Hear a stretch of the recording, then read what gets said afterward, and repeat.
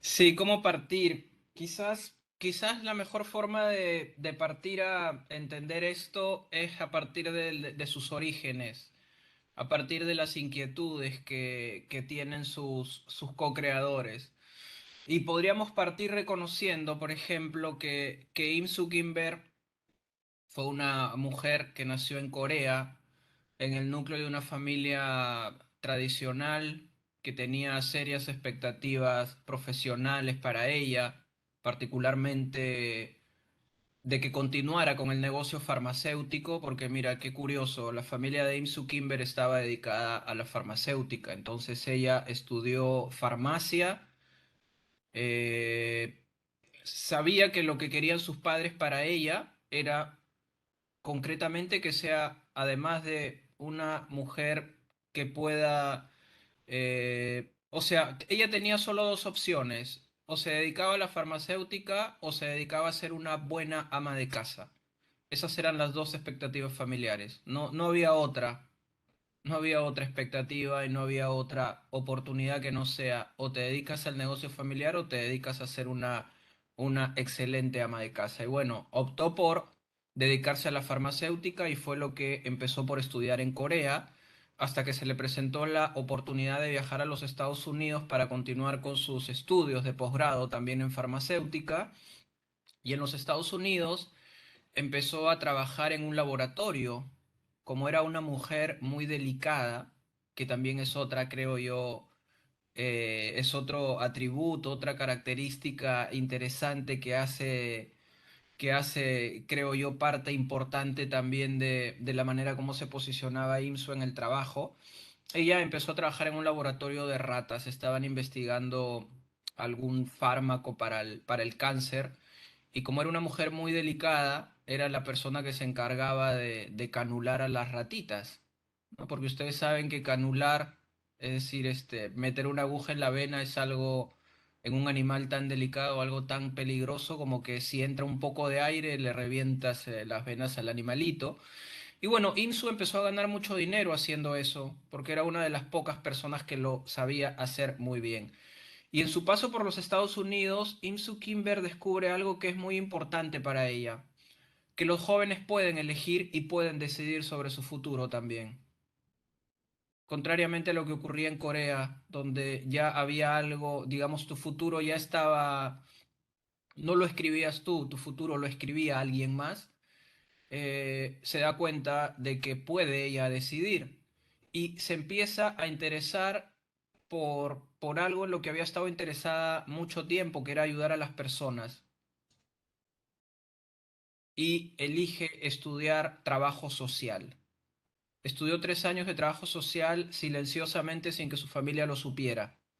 Su familia se enteró posteriormente de que ella había estudiado trabajo social y empezó a dedicarse a eso, fue a Palo Alto, empezó con la terapia familiar, empezó estudiando en el Instituto Familiar de Chicago, empezó como probablemente hemos empezado la mayoría, fascinados por la lectura del trabajo de Milton Erickson, fascinada por la manera como Milton Erickson lograba el cambio con las personas con las que trabajaba. Dice Imsu Kimber que se quedó muy sorprendida con su lectura de Jay Haley, particularmente con el Tácticas de Poder de Jesucristo, que me parece que es un libro, yo lo leí hace muchos años y por ahí se tiene algún recuerdo mucho más exacto y concreto, pero bueno, es un libro sobre las técnicas de Milton Erickson y es un libro como todos los libros de Jay Haley bastante bien escritos y llegó a Palo Alto para estudiar terapia de resolución de problemas. Y empezó a estudiar con un señor llamado John Wickland, que era parte y miembro de este grupo asombroso que estaba haciendo locuras en Palo Alto. Y por otro lado tenemos a Steve DeShazer, que se convirtió después en su esposo, que era un trabajador social también. Era un tipo que se dedicaba particularmente a la música, era saxofonista de jazz, era hijo de un ingeniero eléctrico y de una cantante de ópera en Milwaukee. Un tipo muy interesado por la filosofía que un día se encuentra en una biblioteca, estaba en una biblioteca esperando a un amigo, el amigo tarda muchísimo en llegar y Steve se pone a revisar precisamente los libros que habían en el área de psicología. Es como que se encontró parado esperando a su amigo en medio de los anaqueles de psicología y coge un libro y coge otro y dice qué aburrida puede ser la psicología y qué innecesaria puede ser la psicología, ¿no? Y además, qué tan mal escritos están los libros de psicología, hasta que se topa con un libro de un tal Milton Erickson y le voló la cabeza.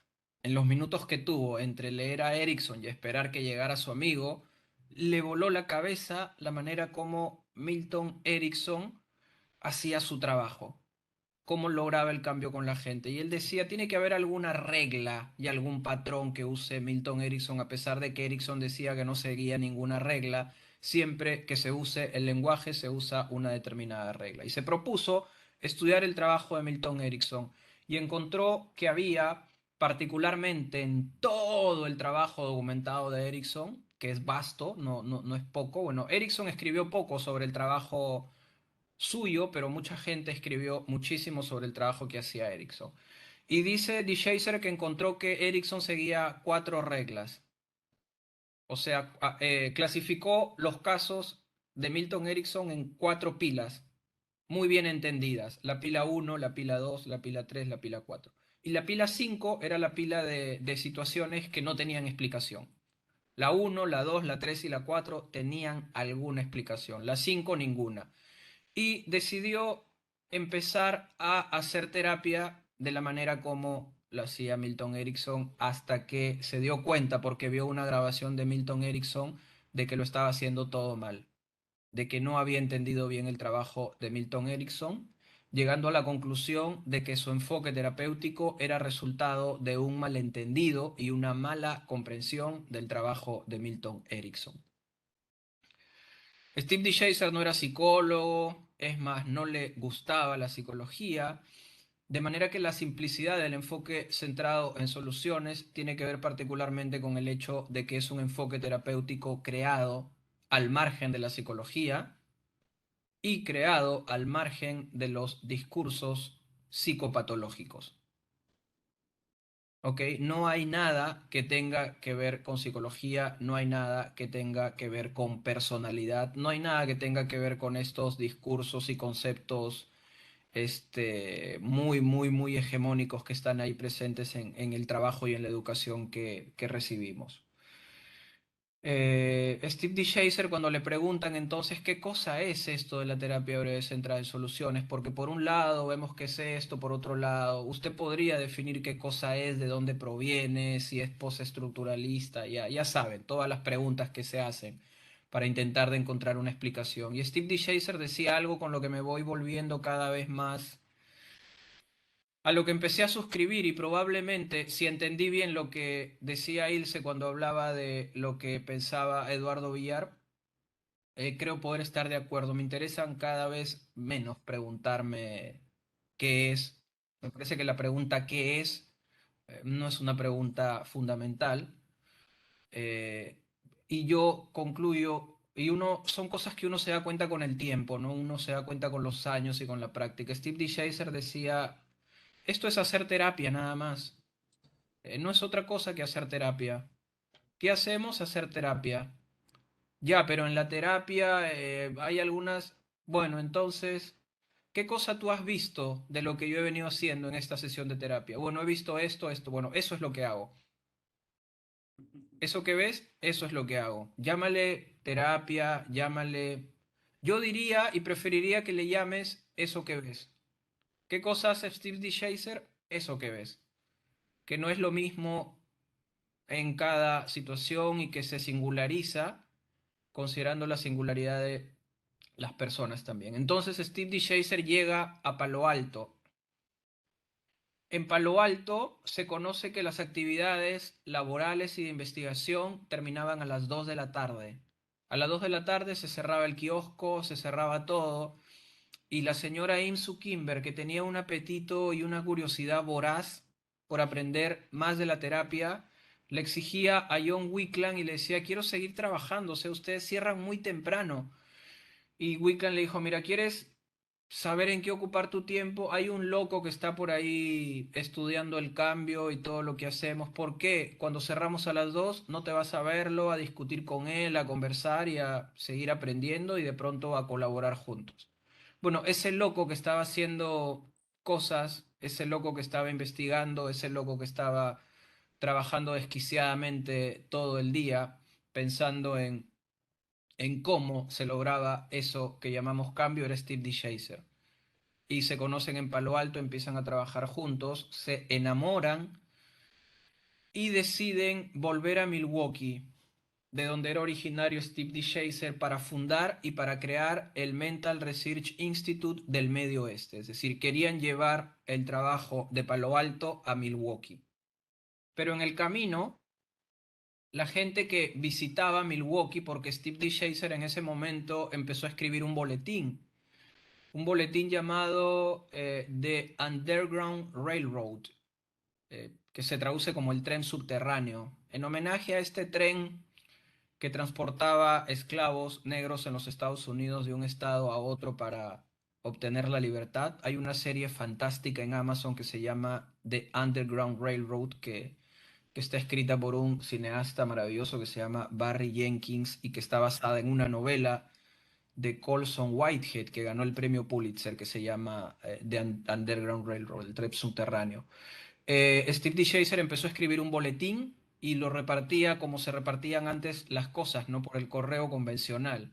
Un boletín que llegaba a mucha gente con la lentitud con la que nos comunicábamos probablemente hace unos años.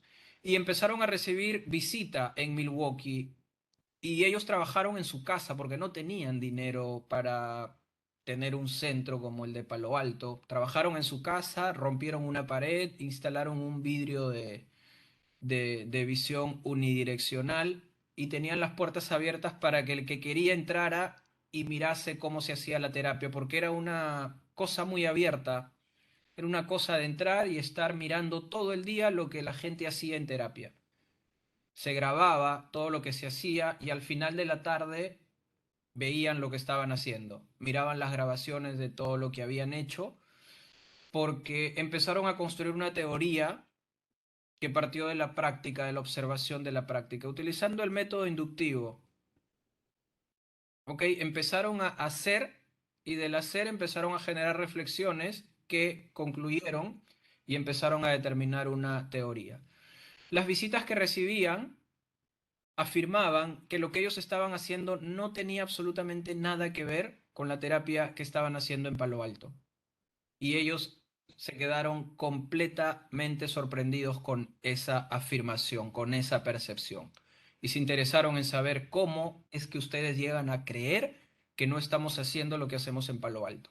Y la gente decía, a ver, en Palo Alto se están interesando básicamente John Wickland. La primera pregunta o toda la indagación que se hace es para indagar la relación que tienen las personas con el problema, es decir, los intentos de solución fallido, cómo la gente está intentando darle solución a un problema. Eso es lo que están interesándose fundamentalmente en Palo Alto. Ustedes aquí, o por lo menos Insu Kimber, está muy interesada en los detalles, o sea, mientras John Wickland se interesa en los detalles acerca de cómo la gente está intentando arreglar algo, ustedes se están interesando en saber qué es lo que la gente está deseando que ocurra como resultado de la terapia. Es decir, se están interesando en descubrir la diferencia, qué es lo que la gente espera que sea distinto como resultado de la conversación.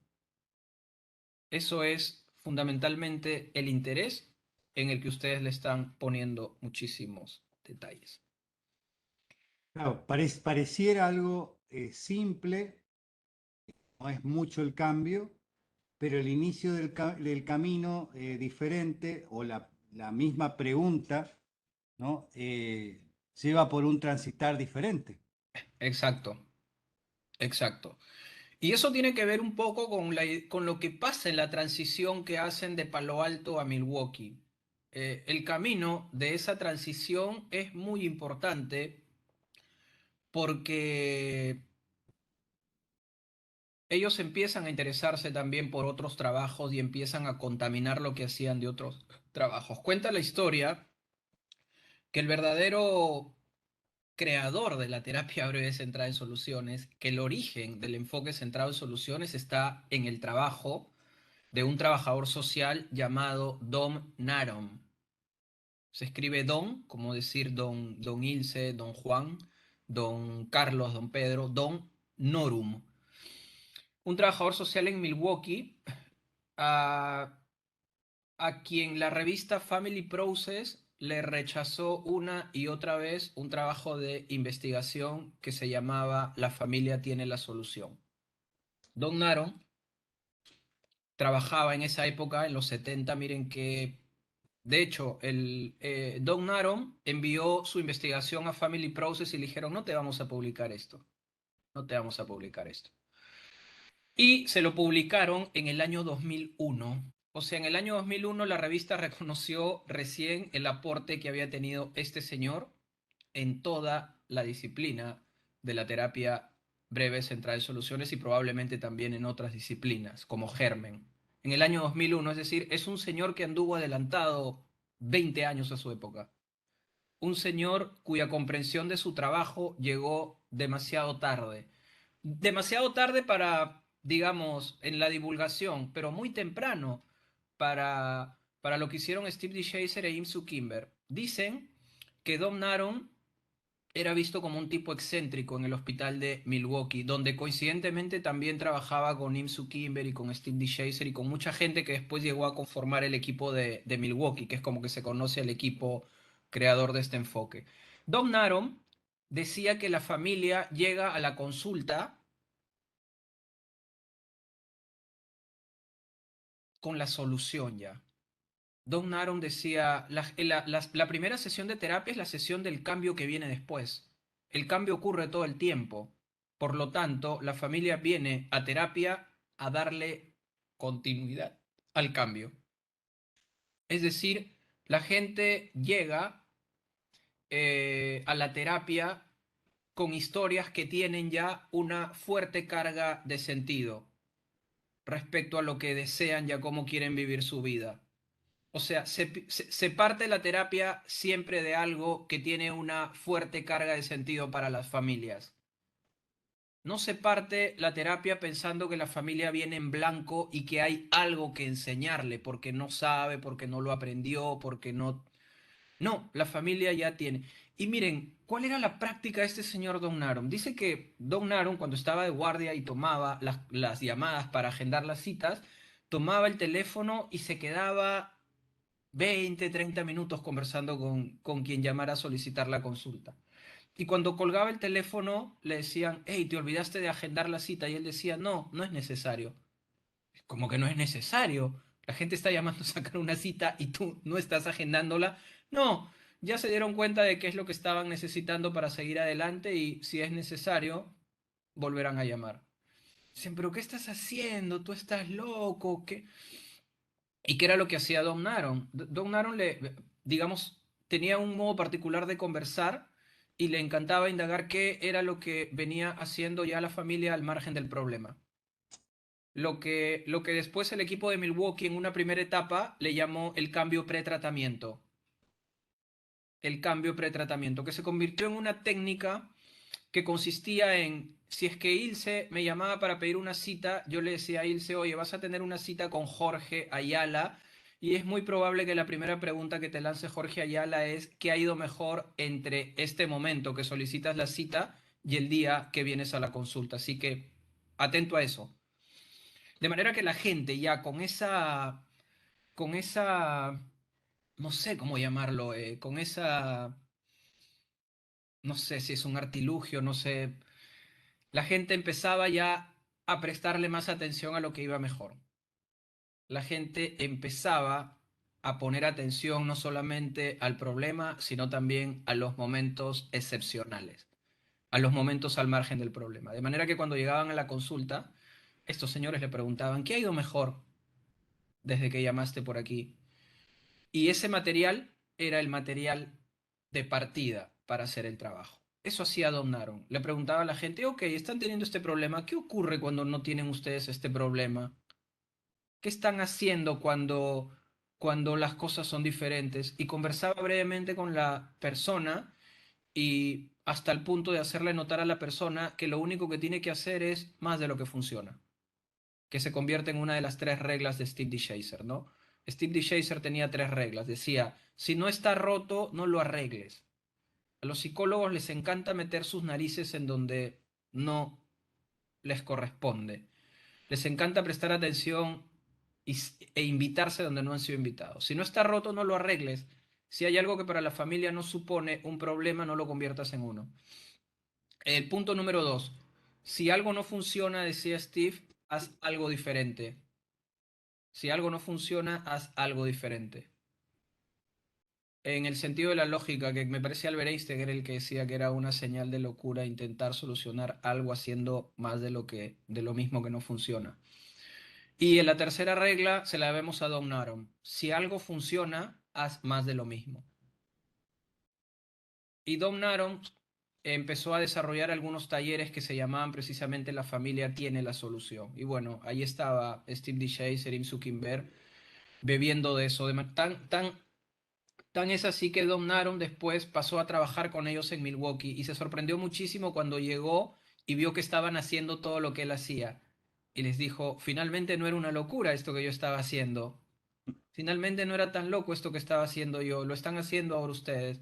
Están trabajando confiando en que la familia, la gente y todo aquel que viene a terapia viene ya con los recursos necesarios para el cambio y que la primera sesión de terapia no es más que la sesión del cambio que viene después.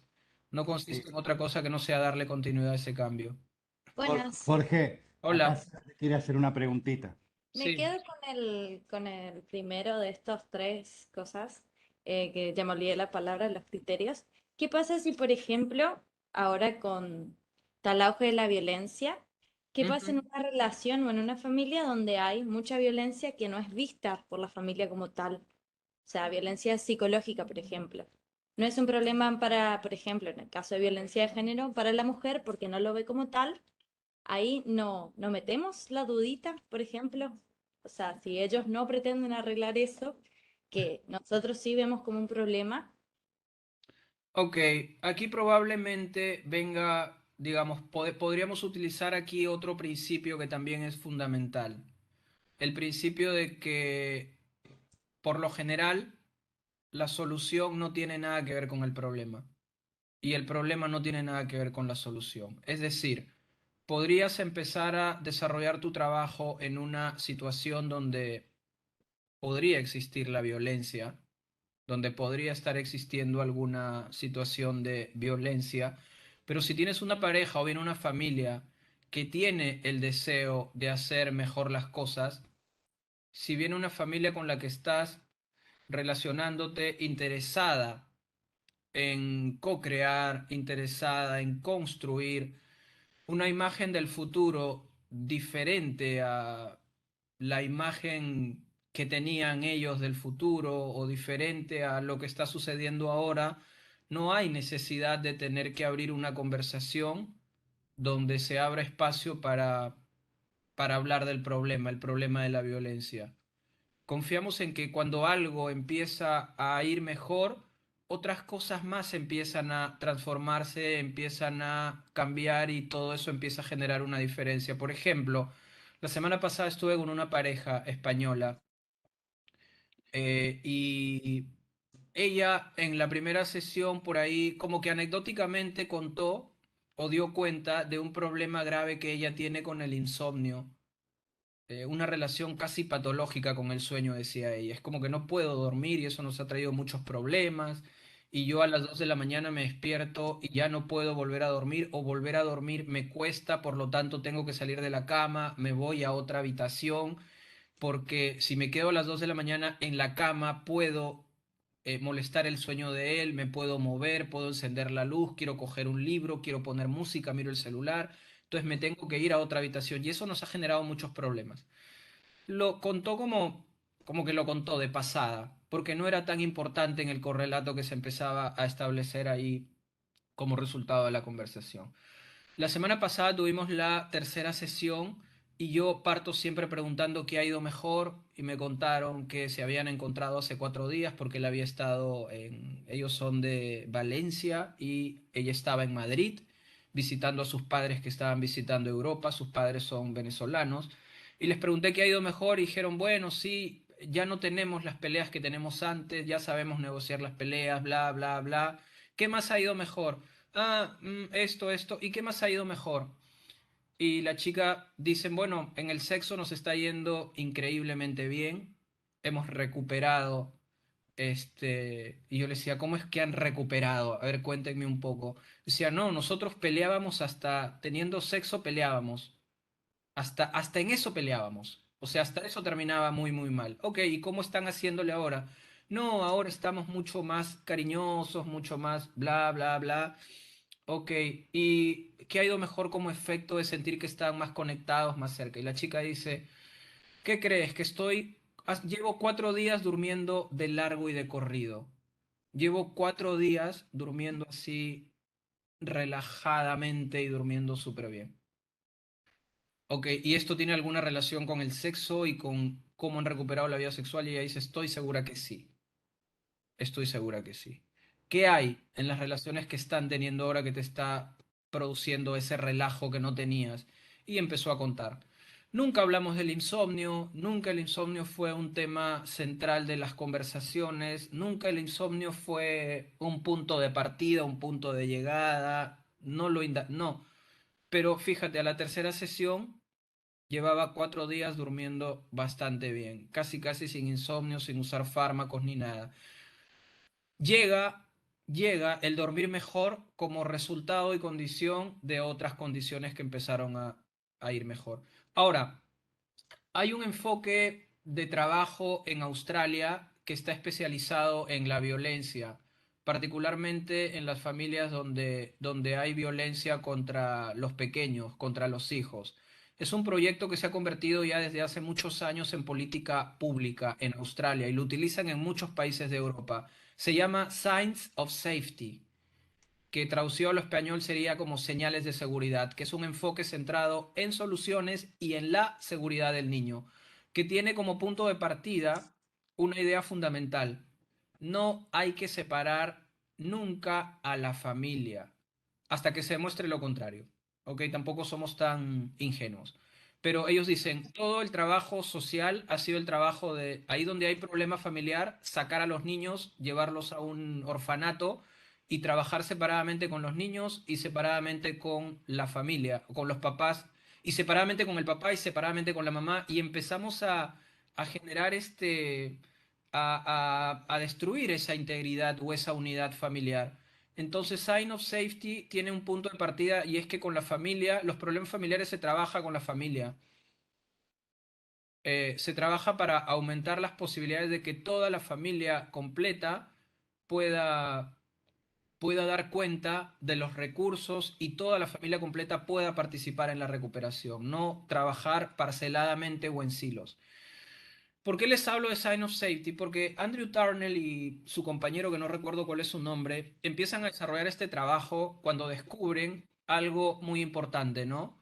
Digamos, su interés por hacer este trabajo y por tratar de encontrar un trabajo que se adecue a lo que habían encontrado, parte del hecho de que descubren en las familias donde hay violencia, la violencia ocupa únicamente el 5% del tiempo. El 5% del tiempo. El 5% del tiempo familiar, digamos que si una familia está en vigilia, de las 8 horas de vigilia, no, 12 horas que tenemos de vigilia, solo el 5% lo ocupan para pelear. ¿Cuánto sería el 5% de 12? Por ahí si hay algún matemático o matemática que pueda. El 5% de 12 horas, si suponemos que son 12 las horas que pasamos en vigilia, sería ¿cuánto tiempo? 10% es 1 hora con 20 minutos. Ok, ese es el tiempo que una Es- familia ocupa para pelear. 1 hora 20. Ponele Sí, 2 horas. Ponele 2 horas. Andrew Vale. Turnell, no. Te das cuenta por qué he estudiado psicología, ¿no? Bueno, a lo que llegan es, ¿y qué estamos haciendo con el otro 95%? ¿Por qué Claro. nuestras prácticas están interesadas y ocupadas en ese 5%? ¿Qué hay en este otro 95%? Y empiezan a indagar con las familias esto que después llaman señales de seguridad. ¿Qué están haciendo? Jorge, Sí. eh, no parece es interesante ver esto en principio que ambas personas, entre otras tantas que vamos Ujú. viendo en esta transformación, este modo diferente de lectura, no vienen ni de la medicina, No. vienen de la psicología. Ujú. Eso por un lado, digamos. Por otro lado, el lugar que en sí tiene, no diría tanto la filosofía, sino propiamente la reflexión filosófica y el hecho de que por ahí yo me imagino, ¿no? En esto que vos contabas de esta situación en donde hasta se habla de salud mental, hasta se habla de un Ujú. lugar eh, que alguien te reciba y te pregunte de otra manera, yo me imagino el impacto de las personas que iban también al lugar, ¿no? Porque Sí, normalmente vos vas al médico y hace una indagación de qué órgano no funciona bien. exacto. Del otro lado, toda esta base que estaba como sí o sí necesaria, es más, es nodular hasta hoy en lo académico, lo psicopatológico, Sí, que alguien comience sin que esté esa manera de problematizar y que no esté lo psicopatológico, debería haber sido muy diferente, ¿no? Muy un impacto para el cliente, por decir, o el consultante. sí. Eso es lo que señala, por ejemplo, Michael White, que es el creador del enfoque de la terapia narrativa. Michael White dice que hay dos cosas que le debemos a Steve D. Chaser, ¿no? Haber desafiado el hábito de la patologización, o sea, en los años 70, finales de 70, inicio de los 80, desafiar el hábito de la patologización y abandonar la lógica del déficit. Claro, que es, no solamente involucra una visión del hombre, sino una visión de la salud mental y por ende Exacto, de la terapéutica, digamos, ¿no? exacto, Es una ruptura de paradigmas. totalmente. Y es importante reconocer que que todos estos quiebres, rupturas paradigmáticas y que han sido, digamos, que han abierto puertas, que han abierto caminos, provienen del trabajo social específicamente. Provienen del trabajo social. Michael White, David Epstein, trabajadores sociales. Im Zuckerberg, Steve D. Chaser, trabajadores sociales también. O sea, desafiamos básicamente la lógica del problema o la indagación problemática sigue una serie de pautas que determinan un determinado juego del lenguaje. O sea, nosotros lo que hacemos con el lenguaje es empezar a crear juegos del lenguaje. Hay un juego que jugamos con el lenguaje al relacionarnos con papá. Hay un juego del lenguaje con el que nos relacionamos cuando hablamos con mamá. De ahí que uno diga, no sé, ¿no? Uno dice, yo cuando necesito algo voy con mi papá. Cuando quiero esto voy con papá. Pero cuando quiero esto voy con mamá. O cuando quiero esto, voy con mis abuelos. Lo que reconocemos cuando reconocemos eso es que con papá y con mamá y con los abuelos establecemos un juego diferente. Y cuando uno va a una consulta de terapia que está enfocada en el problema, uno se relaciona con el profesional, con el médico o el profesional de ayuda, interesado, el profesional, en establecer un juego que sigue particularmente cinco pautas. Uno, interesarse por lo que no deseas. Uno llega al médico, eso lo hemos heredado de la disciplina médica. Uno llega al médico, y creo que es lógico, contándole qué es lo que no quiere, ¿no? Yo el día jueves me comí un huevo frito con hot dog y me dio una cosa estomacal así terrible con la que he estado ayer y llamé a un amigo que es gastro y le dije, oye, pucha, sácame este problema de encima, ¿no? He levantado con esto, sácamelo. O sea, no lo aguanto, no lo soporto. Ok, me dijo, ¿ya qué sientes? Ya, muy bien, tómate bismutol y tómate no sé qué otra cosa. Partimos de lo que yo no quiero, o sea, yo no voy a decirle, oye, Edgar, necesito que me ayudes a tener un sistema, necesito que me ayudes a recuperar los probióticos. No, difícilmente uno hace eso. Uno llega pidiéndole al médico lo que no desea y el médico desde lo que no deseas empieza a interesarse por los momentos donde las cosas se ponen mal o están peor. ¿Te duele el estómago en la mañana, en la tarde, en la noche? ¿Te duele la cabeza en qué momentos? ¿Te pones mal en qué momentos, en qué horas? ¿Cuáles son los momentos donde el dolor crece? ¿Cuáles son las circunstancias donde? Estableciendo la segunda pauta, que son las situaciones donde las cosas se ponen mal o están peor. Estableciendo después una tercera pauta, o sea, traslademos esto a la conversación terapéutica. El problema pasa a estar fuera de control de la persona. Es más, hasta se llega a individualizar el problema y la persona puede llegar a ser diagnosticada. La persona pasa a convertirse en objeto de una categoría de clasificación patológica, psiquiátrica, invalidando la posibilidad de que sea protagonista de su recuperación. El protagonismo de la recuperación pasa por esto, por lo que haga Bismutol, o pasa por la experticia, la pericia y la habilidad del terapeuta. Pasa por qué tanto este terapeuta está especializado en la depresión para que me ayude con mi depresión. Instalándose una cuarta pauta, la gente se siente paralizada y se siente estancada porque no sabe qué hacer, porque no le han dicho o no se han interesado en saber cómo puede hacer. Y pasa la gente a depender de la medicina o pasa a depender del ánimo, la habilidad y la pericia de un terapeuta. Instalándose la idea, si es que no viene la recuperación, de que probablemente más problemas vendrán. La única esperanza que se construye es que la situación se puede agravar. Y por otro lado, Jorge, el Eh, hecho de no participar en el proceso de cura Ujú. hace que siempre tengamos que recurrir a otro y no a nuestros recursos. Siempre que se repita, primero, se puede repetir y si se repite, siempre hay un otro al que tengo que recurrir o a otra cosa que tengo que recurrir que no surge de mí. Exacto, exacto, exacto. Eh, pero a nosotros nos interesan establecer otras 5 pautas con los consultantes. Nos interesa establecer un juego de lenguaje en la conversación que instale, uno, como primera pauta, qué es lo que deseas.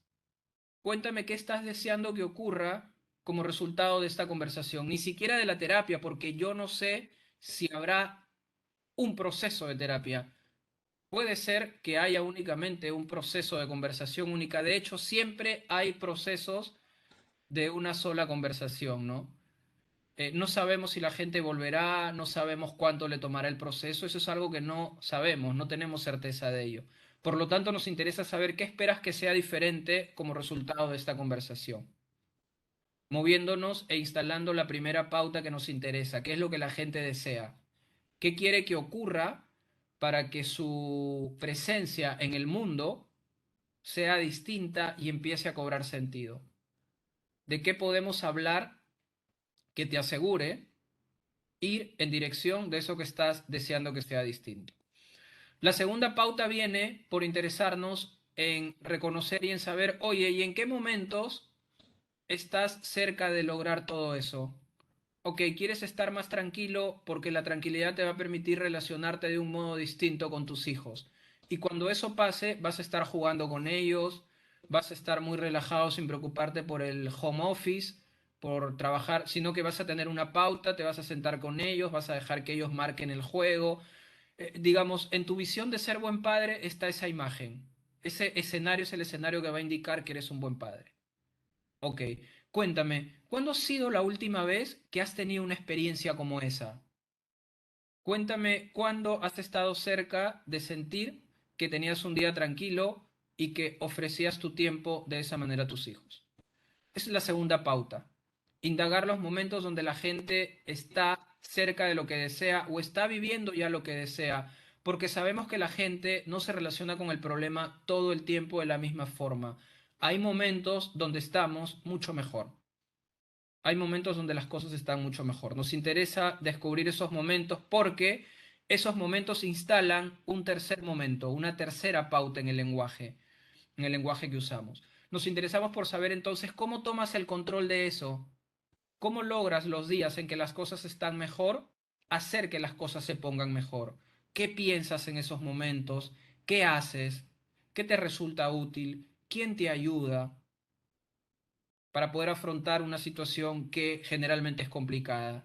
Para superar una situación, para saber nosotros cómo vive la gente esos momentos y cómo influye para que todo pase, con la finalidad de que la gente recobre agencia personal, con la finalidad de que la gente en esa descripción y en eso que cuenta pueda poner en evidencia y pueda hacer sentido la idea de que puede tomar y puede tener el control. Instalándose con esto una cuarta pauta, la gente empieza a sentir en la conversación de que hay progreso. La gente empieza a reconocer que el cambio está sucediendo. La gente empieza a reconocer quiénes participan de eso que está deseando que suceda. ¿Qué hace? ¿Qué hacen las otras personas? ¿Qué se dicen? ¿Qué le dicen las otras personas? ¿Y cómo lo hacen?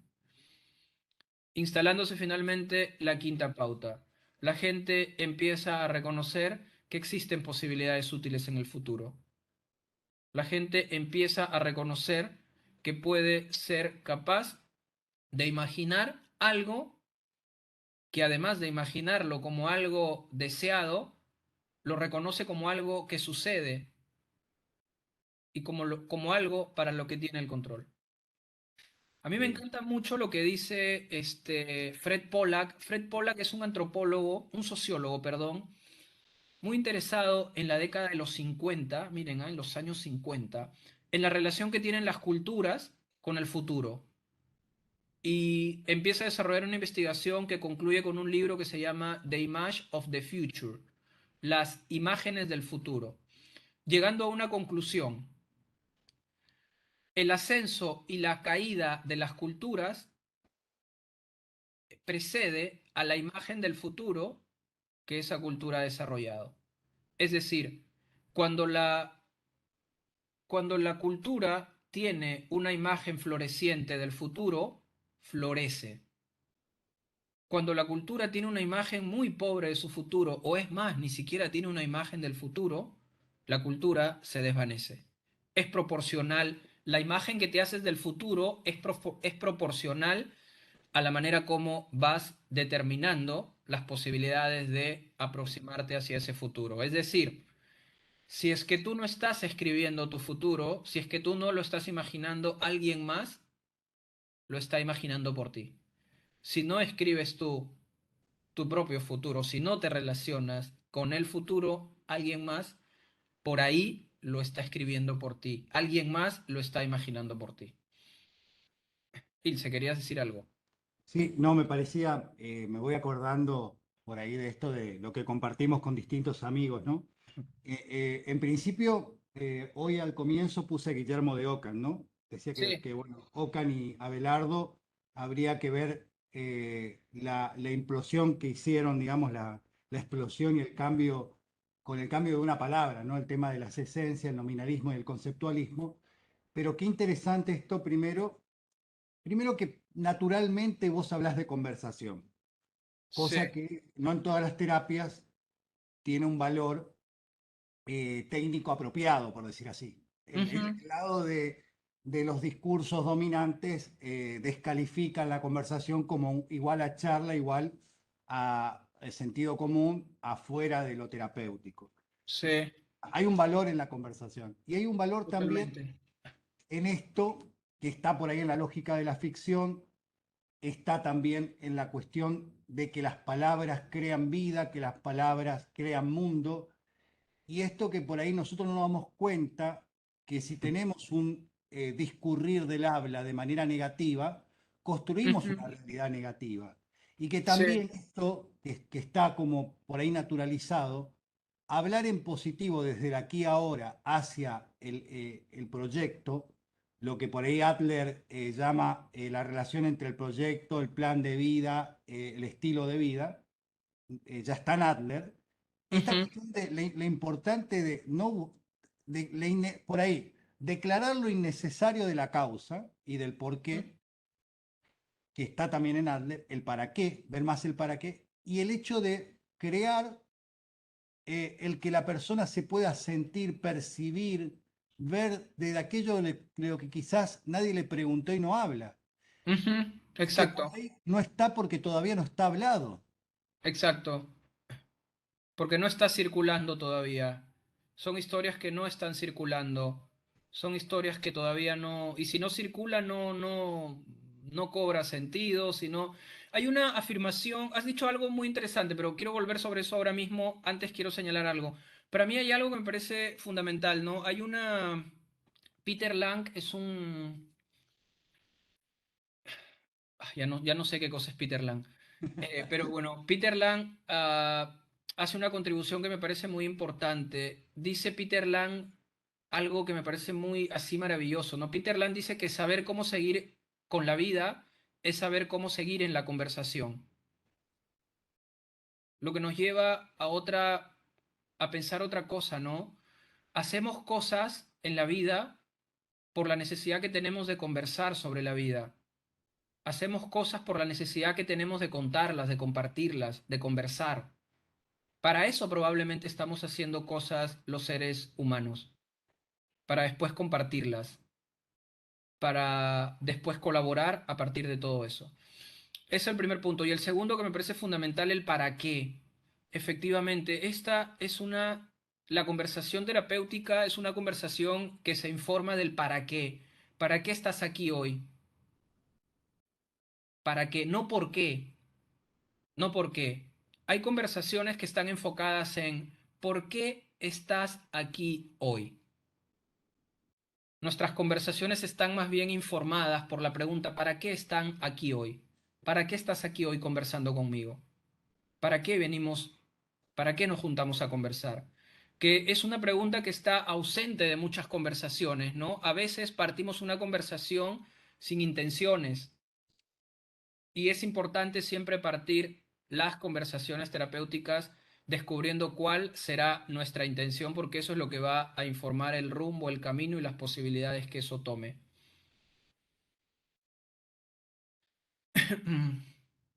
Y el hecho por ahí de habilitar el futuro, ¿no? Sí, Eh, también por ahí o estamos muy metidos en buscar la causa del por qué nos surge o por qué estamos enfermos o por qué no va, o estamos demasiados metidos solamente en un presente cíclico de más de lo mismo. Entonces, poder hacer una pregunta hacia adelante permite que la persona al hablarlo pueda sentirse. Parece tan simple, pero esto es lo que estábamos revisando y cómo nuestro andar, porque una de las, digamos, de las acepciones de Odos, no solamente es ujú, camino, sino también modo de andar, ¿no? Entonces, sí, uno de los modos de andar es por ahí desde lo residual, no desde lo nuevo. ajá, Entonces, la pregunta muchas veces por el futuro también permite la posibilidad de la novedad, si no es más de lo mismo. ujú, sí. Ahí hay dos aportes muy importantes, ¿no? Hay un antropólogo que se llama Agustín Fuentes, que tiene un libro fantástico que se llama La chispa creativa, donde sostiene, a través de una serie de investigaciones, de que lo que nos ha permitido la sofisticación en todo este proceso evolutivo es la creatividad y la colaboración. Si hay algo que nos ha permitido convertirnos en lo que nos hemos convertido en toda la evolución, descubrir el fuego, descubrir las herramientas, descubrir el grupo, descubrir todo lo que hemos llegado a hacer, es por dos cosas, la colaboración y la creatividad. Y hay otro correlato muy importante allí también, que es el de un psicólogo de Harvard que se llama Daniel Gilbert. Daniel Gilbert tiene un libro que se llama Tropezar con la felicidad, donde está interesado por descubrir cuál es nuestra relación con el futuro. ¿Qué tan buenos somos? Bueno, de hecho somos malísimos en predecir el futuro, ¿no? Porque el futuro no se puede predecir. Pero Daniel Gilbert dice que pasamos una tercera parte del tiempo imaginando futuros. Y la buena noticia, dice Daniel Gilbert, es que imaginamos futuros con esperanza. O sea, esas 3 horas del tiempo, esas 3 horas del tiempo de las 24 horas que tenemos, nos la pasamos pensando en buenos futuros. Nos la pasamos pensando en lograr algo. Lamentablemente nuestra práctica de imaginación es muy pobre. Ujú. La práctica de imaginación es muy, muy pobre. Fantaseamos más de lo que imaginamos. Fantaseamos mucho más del tiempo que deberíamos estar pasando imaginando. De manera que la terapia es también un pacto con el momento incierto. La terapia es un pacto con el momento incierto. La terapia es un territorio fuera de las certezas. Hemos sido educados lamentablemente en una lógica de certezas, de pensar que ir a terapia y responder una pregunta es casi como ir a clase y responder cuánto es 2 más 2. Hecho que hace que la gente se descubra o se sienta poco creativa cuando la conversación terapéutica tiene que partir de ese principio de incertidumbre, de que el futuro no existe, por lo tanto el futuro no se puede predecir, por lo tanto la buena noticia, como decía Virginia Woolf, decía, el futuro es oscuro y eso es lo mejor que puede ser el futuro, oscuro. Eh, y que hay que Y imaginarlo, que no existe, y que toda idea de futuro, como dice Jim Dator tiene 3 leyes para pensar futuros. La primera es que el futuro no existe. La segunda es que toda idea de futuro debe de parecer siempre ridícula. Y me parece extraordinario eso, ¿no? Toda idea de futuro eh, debe parecer ridícula. De modo que el objeto de intención de la terapia en buena parte es el futuro. Ese es nuestro objeto de intención, ayudar a la gente a imaginar el futuro de manera rigurosa y de manera creativa. ¿Ok?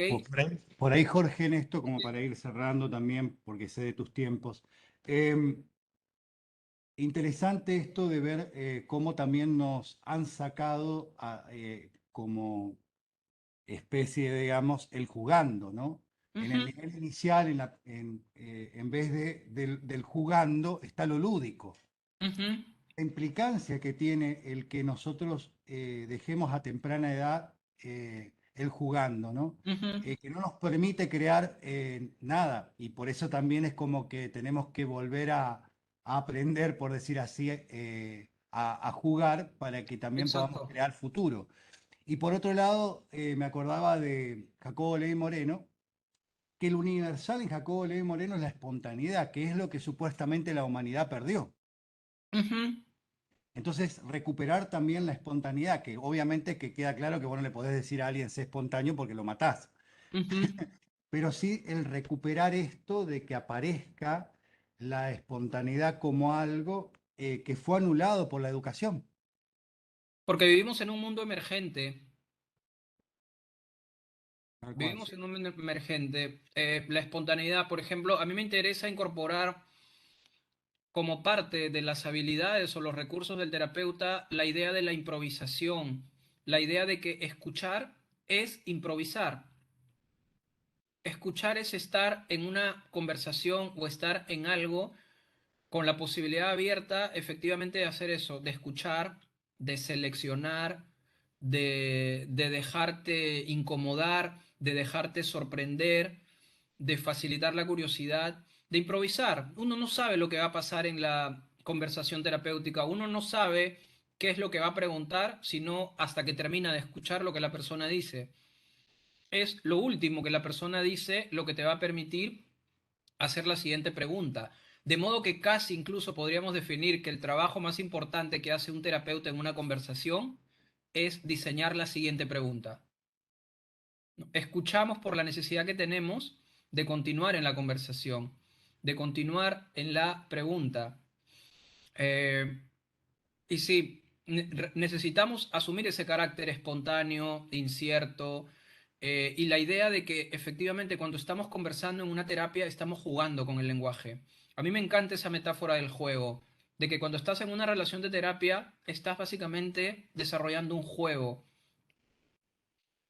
que sigue ciertas reglas, que sigue cierto orden, y esas reglas y esos órdenes te los proporcionan los principios del enfoque terapéutico, te lo informa la ética, ¿no? La ética como punto de partida para poder estar en una conversación. Me encanta imaginar las conversaciones como eso, como un juego, ¿no? Como ir moviendo fichas, ir moviendo piezas, porque estamos apuntando hacia una finalidad. De manera que incorporar conceptos psicológicos, psicopatológicos, es una complicación innecesaria si uno está desarrollando este enfoque. A nosotros nos interesa enfocarnos más bien en las interacciones a nivel micro, en la autoorganización cotidiana de la conversación cotidiana, en la respuesta y el uso del lenguaje que hacen las personas en esta organización cotidiana de la vida. Creemos que si un problema se crea a nivel micro, también puede modificarse a nivel micro. Pensar en la psicología o en cómo funciona la mente no ha tenido nada que ver en la creación de este enfoque. Vivimos en un mundo emergente y si tuviéramos que definir lo que hacemos cuando hacemos terapia breve central soluciones, diríamos que hacemos lo que a la gente le viene bien hacer: conversar, pensar, preguntar, reflexionar, crear y básica y fundamentalmente interactuar a través del lenguaje. ¿Ok? Cuando respondemos a algo que nos está ofreciendo una persona, no respondemos pensando que está siendo movida o controlada desde adentro o desde afuera. ¿Ok? Lo que sucede en una conversación terapéutica es un momento de creatividad en un contexto influenciado por todo lo que ha pasado y por todo lo que la persona puede llegar a ser. Ahí, Jorge, nosotros estábamos viendo algunos aportes de algunos pensadores como Deleuze, Foucault. Me Ujú, suena esto de la microfísica del poder, pero también me suena esto que dice Deleuze, ¿no? De que cambiar esta visión de que el filósofo está para explicar los conceptos y él decía, no, también puede inventar conceptos que permiten crear nuevas realidades. ujú. Esto Sí. también de pensar el juego, que yo creo que, bueno, lo que compartía con mis hijos, les decía, antes nosotros no teníamos los recursos, teníamos los mismos elementos, una frazada, tres sillas, y eso podía ser una montaña, podía ser un castillo, o sea que en realidad es también esto que está en la narrativa de bautizar, de inventar palabras, de inventar cosas, permite, digamos, no trasladar soluciones. Y también esto de, cuando vos decías conversación, práctica, palabra, lenguaje, esto de lo rizomático, ¿no? Que hoy veíamos de lo de Leuciano, por decir así, ¿no? Ujú. Estamos jugando juntos, no es que yo juego con vos o para vos, jugamos juntos y el juego se crea en el jugando. Eso sería Exacto. la terapia, que sería en el conversando, Sí. en el trasladar palabras a la invención de nuevas formas de decir lo que pasa y algo que está como inherente en un principio rector, el sentido de lo positivo, no el sentido en el positivismo kantiano, digamos, sino Ujú. la visión de hay recursos, hay posibilidad, es positivo y es como una energía diferente, por decir así, ¿no? Sí. Sí, el futuro es eso, el futuro es un mar de posibilidades. O sea, a pesar del rasgo y el carácter de incertidumbre que acompañan nuestros futuros, podemos tener el control sobre ello, podemos especularlos, podemos imaginarlos y podemos empezar a construir desde hoy ese presente del mañana que estamos imaginando y que estamos deseando. Sí, Sofía te quiere preguntar algo. Sí, por favor. Ahí viene, sí, para que se escuche. Sí, está bueno. Y por ahí vamos cerrando para que no quitarte más tiempo, Jorgito. No, para nada. A mí me encantaría escucharles más bien también igual y si tienen algunas preguntas, yo encantado. Hola, ¿cómo estás? Hola, Eh, Sofía. Acá en Argentina por ahí no conocemos No te muchísimo. veo, Sofía. Ah, es que si no me quedo en primer plano. No, que acá. Para que se me mueve. Ahí está. No, que acá en Argentina quizás no conocemos mucho sobre terapia breve, centrada en soluciones. Entonces, me gustaría preguntarte, digamos, si cuando las personas te consultan, ahí ya prevén cuántos encuentros van a tener o simplemente como que hablas con ellos y le preguntas tipo qué mejoró hasta que ellos sientan que están mejor en lo que ellos necesitan estar mejor y ahí se termina o cómo sería? ¿Se Ah, entiende? genial, genial. Qué vergüenza, profe. Este, yo creo que hay que partir de la idea de, o sea, hay que ver el carácter de continuidad que tiene una vida, ¿no? Yo no trabajo pensando en que la terapia tiene o sea, la terapia tiene un punto de partida, pero no sabemos cuál será el punto final. Digamos, no hay algo como un cierre de la terapia, no hay algo como un dar de alta al paciente, no. A mí me interesa tener más bien en ese sentido una posición completamente abierta y completamente libre a las posibilidades de que la gente vuelva cuando sea necesario volver, sin que eso implique un carácter de recaída, que eso implique un carácter de, uy, volvió a estar mal, uy, no. O sea, partes descubriendo con la gente qué es lo que está deseando, partes creando imágenes de ese futuro que está deseando, continúas reconociendo cómo esas partes de futuro ya se están viviendo hoy y cómo se toma el control de eso, y concluyes indagando cuáles van a ser las próximas señales de mejoría, es decir, qué te haría dar cuenta y saber que todo esto ha sido útil, que reconocer e incorporar todo esto ahora ha sido útil.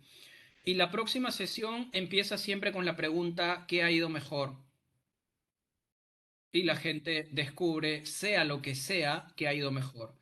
La pregunta que ha ido mejor no tiene como intención y propósito que la gente te diga lo que te dijo de la sesión pasada. Ah, fíjate que yo mejor te dije la vez pasada que iba a salir a montar en bicicleta, salí a montar bicicleta. No, uno parte sin ninguna expectativa porque consideramos que eso, que vivimos en un mundo emergente y eso que hoy puede ser importante, dentro de la semana dejó de serlo. Entonces, lo que nos interesa es más bien cómo la gente mejora y cómo la gente se hace cargo, cómo acompañamos a que la gente se haga cargo de eso que mejora. Y la gente decide no volver a la terapia o decide prolongar las sesiones de terapia porque no son sesiones que ocurran todas las semanas, ¿eh? A veces pasa, hace 2 días estuve con una pareja, unos papás, y no hubo agenda de siguiente sesión. No sé si los volveré a ver, porque confío en que la conversación dejó lo necesario. O sea, yo confío en que hay mejores cosas para estar mejor que ir a terapia. Ya, yo creo que hay mejores cosas, este, para estar mejor que ir a terapia. Pero entiendo que la terapia tiene que ser un momento en el que se facilite que algo ocurra para que la gente pueda seguir adelante. La gente decide volver o decide no volver cuando particularmente empieza a relacionarse con esas formas de vida que estaba imaginando y las encuentra formas de vida posibles. Y la gente es la que decide cuándo volver, no es el terapeuta. Yo concluyo generalmente diciendo, bueno, no tengo más preguntas que hacer. ¿Hay algo más que quieras agregar? No. Ok. Lo que la gente hace para darle continuidad a esto es que si siente que sería importante y necesario tener otra visita, la agenda. En el tiempo que sea necesario volver, en el tiempo en el que haya alguna novedad para compartir. Si deseas, lo puedes agendar. O sea, la gente no lo agenda conmigo. Yo tengo una agenda virtual. La gente tiene el enlace a la agenda virtual y yo se lo dejo para que la gente decida, incluso por fuera de la conversación. Tampoco para no generar con el terapeuta el compromiso de que yo le diga, ok, ¿y cuándo te veo? Y la gente tenga que responder al cuándo te veo Claro. de inmediato, cuando de pronto la gente para volver a verte tiene que pensar si tiene guita, si tiene tiempo y si realmente la conversación que ha tenido contigo ha sido útil. De modo que todo eso lo elige la gente y confiamos en que la gente se da cuenta o confiamos en que la gente tiene la sabiduría necesaria para reconocer hasta cuándo. ¿Ok? Gracias. Con- Entonces, escucha. Sí, esa decisión generalmente yo sospecho que la gente lo toma considerando tres aspectos, ¿no? Uno, el significado de que está teniendo todo lo que conversamos y cómo eso se incorpora en la vida, el orden que eso le da a la vida, la organización que la terapia ayuda y colabora a darle a la vida, y la realidad y un hecho social. La realidad y el hecho social de estar organizándote bien en familia, de sentirte un buen padre, todo eso determina si la gente quiera o no seguir. O sea, yo no establezco compromisos con la gente de que tiene que venir a verme, tiene que venir a contarme, tiene que venir a rendirme cuentas. No, no, no, no considero eso como parte de la relación. Buenísimo. ¿Alguna otra preguntita más? ¿Alguna? ¿Te respondí, Sofía? ¿Tiene sentido? Sí, gracias. Sí, eso también es por ahí notorio que lo hemos hablado con ustedes por ahí, que bueno, que en la Argentina propiamente no tenemos un lugar de formación en terapia centrada en las soluciones solamente o Ujú. referentes únicos así de terapia centrada en las soluciones. Em, y bueno, vos sabés que yo soy más que todo un curioso y que no me estaciono en ningún lugar, digamos, ¿no? Sí, lo sé. Y bueno, y después también nuestros amigos Felipe y Pablo Concha en Chile, ellos hablan de una terapia centrada en las soluciones, pero integrativa, que después veremos a ver, eh, es otra expresión por ahí, ¿no? Como también Sí, lo que veíamos que vamos a ver también que es la terapia narrativa centrada en las soluciones, bueno, y también algo nos comentó Tony Medina de la terapia centrada en las soluciones 2.0, ¿no? O sea, y también por ahí esto de presentar y que bueno, que yo les agradezco muchísimo a todos ustedes, a su generosidad, de esto de también que no haya un solo centro de posibilidad del conocimiento en Argentina, llámese Buenos Aires, o a nivel mundial, que por ahí uno piense en algún lugar específico de Europa o Estados Unidos, cuando en realidad tenemos muchos colegas y amigos, compañeros que están en esto y también valorar la trayectoria y lo que se está haciendo en Latinoamérica, ¿no? Que eso, sabés que bueno, que yo soy un trato de, en todo caso, lo tomé como misión, el dar a conocerlos a ustedes, no solamente en el lugar donde están, sino acá, en este medio académico, ¿no? sí. Así que vos sabés, siempre agradecido, lo nuestro ya No, hace rato un que placer venimos con conversar con esto, digamos. ustedes. Gracias por levantarte temprano por nosotros. Claro, No, porque hay diferencia horaria, sí, sí. hay diferencia horaria. Sí, pero no, una vez que uno ya sale de la cama ya está ya despierto, ¿no? Ahora No, viene el café, ahora sí, ahora viene el ahora, café. ahora viene el Y café. no, cuando uno está igual, cuando uno está en estas conversaciones, igual uno se agiliza, se energiza y toma la vitalidad que necesita para existir, ¿no? Bueno, decirle también que hay un bagaje de grabaciones que están presentes en el medio virtual, en donde por ahí puntualizás y hay cosas que lo tenemos como recursos también, ¿no? Porque me parece importante esto que por ahí hacemos mención primero la persona, acercar la persona y después el texto, ¿no? Esto me Ujú. parece que cambia un poco el orden de lo académico también, ¿no? Sí, sí, Así sí, que sí. Hay muchas versiones de la terapia. Steve D. Chaser decía que no le gustaba la integración de los enfoques porque eso sería anular la diversidad. O sea, ahí cuando crees que estás siendo diverso, integrando enfoques, en realidad lo que estás siendo es antidiverso. Lo que estás haciendo cuando estás integrando tres o más cosas en un solo enfoque es anular la posibilidad de llevar al extremo la singularidad y en ello la diversidad que te ofrece ese enfoque. Entonces, ¿para qué? Decía D. Chaser, ¿para qué hacer eso, no? Y lo que se reconoce como una terapia 2.0 para mí no es más que el devenir del enfoque en una determinada cultura y en un determinado modo de hacer las cosas que paradójicamente cumple el sueño de Steve D. Chaser, creo yo, ¿no? O sea, que paradójicamente cumple lo que no se pudo, porque lo que se conoce como 2.0 es europeo.